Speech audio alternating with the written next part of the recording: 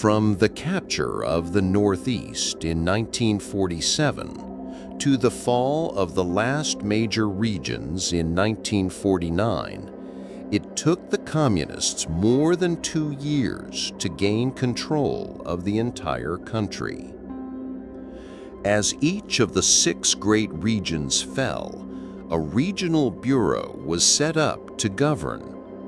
Until 1952, it was these bureaus, more than the central government in Beijing, that carried the heavy responsibility of ruling China. To secure lasting rule, Mao often chose leaders native to their regions. In the southwest, the vast stronghold of Sichuan, that responsibility fell to Deng Xiaoping. Deng was appointed first secretary of the Southwest Bureau, the last of the 6 great regions to come under communist control. Its population, 100 million people. Its history, decades of war and upheaval. Deng would remain there until 1952, overseeing pacification, political transition, and economic rebuilding, before joining the central leadership in Beijing. His role was vast, pacifying the countryside, managing the transfer of power from Guomindang to communist officials, recruiting and training cadres, restoring an economy shattered by war. He was responsible for every aspect of public life: security, industry and commerce, transportation and communication, education, culture, and health. But the Southwest posed unique challenges. For years, it had been the Guomindang's wartime stronghold. Soldiers who did not flee often melted into the population, some choosing passive resistance, others fighting on in secret. To quell the unrest, Deng called upon reinforcements. General He Long and his First Field Army came south to join Lu Bocheng's forces, tightening control province by province. The last to fall was Tibet.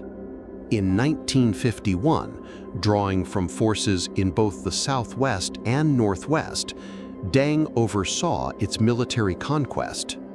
Resistance was limited. The Tibetan forces weakened by earlier losses in western Sichuan. The overtake was swift. Yet Deng understood that lasting stability required more than conquest. It demanded strong institutions and loyal, capable subordinates. He leaned heavily on the commissars of the Second Field Army, men experienced in keeping troop morale high and maintaining trust with the local population. He also made a practical choice, allowing former Guomindang officials to remain in office so long as they cooperated with the new regime. Under his supervision, young talent was recruited and trained to form the backbone of communist governance. Deng devoted equal attention to winning the support of the people.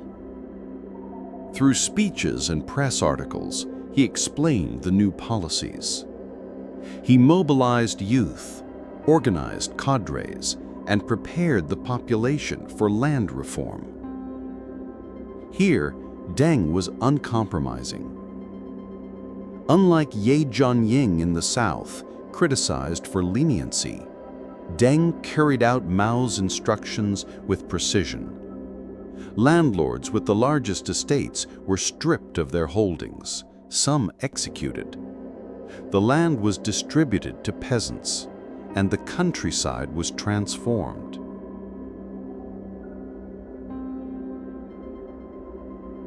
But Deng also looked to the future. More than political struggle, he believed the region's revival depended on economic development.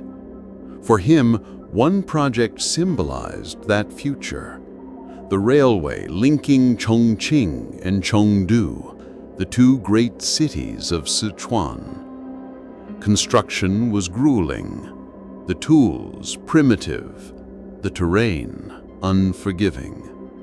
Yet the work pressed on, and in 1952, just before Deng left for Beijing, the railway was completed. He attended the celebrations with pride, a symbol of reconstruction and of his vision for the Southwest.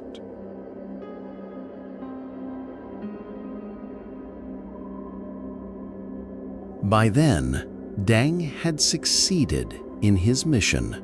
The region was pacified, the party's roots firmly planted, and the foundations of development laid.